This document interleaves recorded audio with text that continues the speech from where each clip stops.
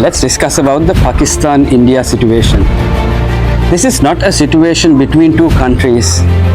It's a problem between a few people who want the war from India and a few people who have not taken proper steps to prevent such issues happening from Pakistan. Because of this is going on.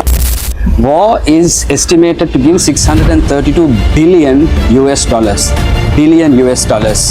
So war is very profitable. යුද්ධයක් තියනවා කියන්නේ මරු. හැබැයි මේ යුද්ධේ price එක ගෙවන්නේ ඔය ක්‍රිකටර්ස්ලවත් ඔය සෙලිබ්‍රිටිස්ලවත් නෙමෙයි.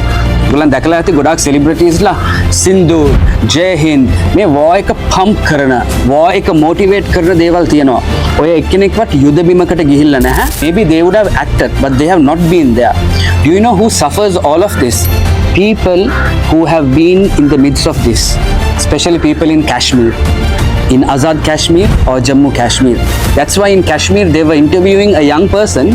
He's telling, we didn't bring anyone to this place and let all these 29 people die. We are doing our work. මේ අපේ bread and butter එක, මේ අපේ ආදායම් මාර්ගය. After this war was starting, they have interviewed a small boy in the state of Bihar by the name of Khair. He says, people in Pakistan have to live.